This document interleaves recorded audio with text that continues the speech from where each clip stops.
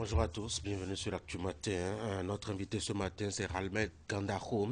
Il est président de l'ONG Changement Social Bénin. Avec lui, nous allons aborder deux sujets. D'abord, l'actualité avec cette polémique autour de la visite d'une délégation de députés dans une prison. Les autorités pénitentiaires à qui leur en contestent le droit. Nous allons voir ensemble ce qu'il faut retenir à la fin. Et puis l'avis de force de la société civile depuis le début de ce bruit autour du code électoral. On en parle aussi avec notre invité ce matin.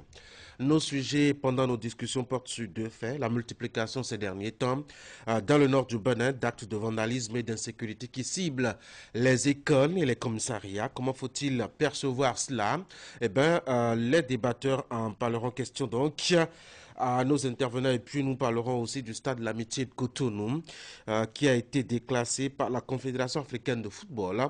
On découvre les raisons et on s'interroge après l'investissement d'environ 13 milliards de francs CFA pour sa rénovation il n'y a même pas longtemps. Bienvenue à tous.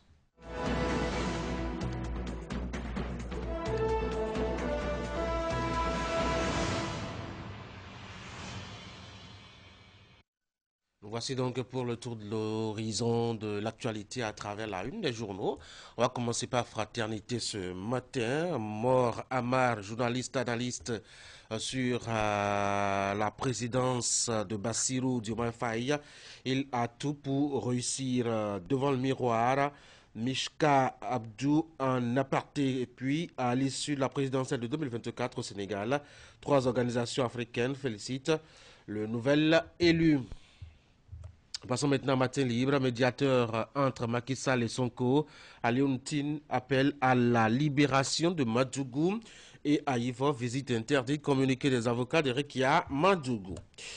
Le matin, sommet de l'entrepreneuriat, sanctuaire de la promulgation de l'auto-emploi des jeunes. Le Béninois libéré, code électoral promulgué, un gros coup en préparation contre Patrice Talon. Le matinal, visite manquée d'un groupe de députés à LD, à Rekia-Madougou, à la prison de Misrété, les clarifications du DG de l'APB. Le Soleil Bénin Info, forêt classée de Zanoudi à 2 un lieu rempli d'histoire en voie de disparition. Nous sommes maintenant avec le Télégramme, nommé en Conseil des ministres. Les généraux Sani Bachabi et Maxima Oyo portent leur galon aujourd'hui. Malgré la promulgation du code électoral, le parti Les Démocrates réclame une relecture. L'événement du jour, soja, grains et noix brutes de Kajou au Bénin, l'interdiction d'exportation en vigueur depuis hier. Le quotidien L'Observateur. Du 1er au 5 avril 2024, Cotonou accueille le premier dialogue mondial des 30 ans de la CIPD. Passons à la priorité, Sahwehwe 2024, le 4 points en communion avec ses frères et sœurs.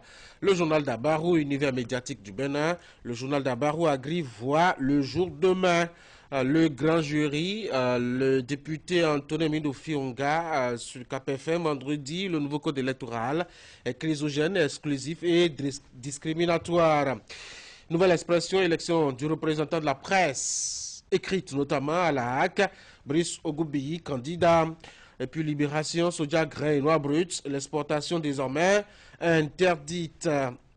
Vie des partis politiques, et là nous sommes avec le coopérant, l'heure des clans et de la division chez les démocrates. Le potentiel accident lors de l'opération de contrôle de port de casque dans le Koufou. À Zanvel, le commissaire se retrouve avec une jambe gravement fracturée. Un motocycliste sans casque a foncé sur le chef d'unité. La radiographie de la chambre n'annonce rien de bon pour la victime. En fuite et ayant abandonné sa moto sur place, l'auteur de ce choc est recherché. Le Figaro national, échange entre cours constitutionnels, le Bénin et Madagascar renforce leur coopération. Chasseur Info, tendance des élections professionnelles sectorielles dans l'enseignement. Homme Nouvelle rafle les 8 postes au MAMP. Un partage équitable au MESTFP. Et nous voici de retour à la une de Fraternité pour la deuxième lecture. Mor Amar, journaliste, analyste sur la présidentielle de Bassirou Diomaye Faye. Il a tout pour réussir, selon donc cet homme des médias devant le miroir, Mishka Abdou, en aparté avec Fraternité. À l'issue de la présidentielle de 2024 au Sénégal, il y a 3 organisations de la société civile africaine qui félicitent le nouvel élu. Nous passons maintenant à ces informations pêle-mêle qui pourraient vous intéresser. La production de Fraternité ce matin, c'est avis de Noël Chadaré, lui, secrétaire général de la COSI Bénin. C'est à propos justement de la situation faite aux AME, les aspirants au métier de l'enseignement. Le syndicaliste pense que c'est une symphonie qui est inachevée parce qu'il y a quelque chose qui manque justement à ce qui a été apporté par le gouvernement. Alors, qu'est-ce qui manque? Achetez le journal et lisez. Lisez aussi l'avis d'un spécialiste, analyste politique et journaliste sur le mandat qui attend Bassirou Diomaye Faye au Sénégal. Il prête serment aujourd'hui, tout le monde le sait. Comment va se passer son mandat? L'analyste propose sa lecture. Et vous avez au bas de la page 3, je dois dire les félicitations de 3 organisations africaines à l'endroit du nouveau président élu à Dakar. Que disent-ils et quelles sont ces organisations? Fraternité vous propose des détails. Il y a un anniversaire lugubre qu'on célèbre sur le continent.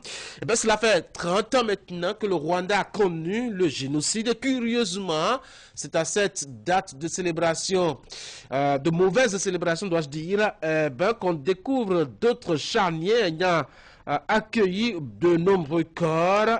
Des procédés d'exhumation ont été enclenchés. Fraternité vous propose de revenir là-dessus. Achetez donc votre journal. Et si votre livret n'est pas encore là, faites un tour sur le site du quotidien. Vous avez toutes les informations en intégralité. Sur Canal 3 Bénin, notamment à travers la rédaction de Canal 3 Bénin, vous n'avez pas besoin de bouger. Tout de suite, vous avez le bulletin d'information avec Teddy Goudalot. Teddy, bonjour. Tanguy, bien bonjour. Bonjour à toutes et à tous. Ce matin, on va mettre le cap sur les assises départementales sur le phénomène de la migration à Djougou. Vous dites que cela a pris fin. Les rencontres initiées par Mireille Bior-Idrissou que vous avez à l'image se sont achevées le week-end écoulé par de fortes recommandations. On regarde l'ampleur des phénomènes dans le département. On en parle tout à l'heure.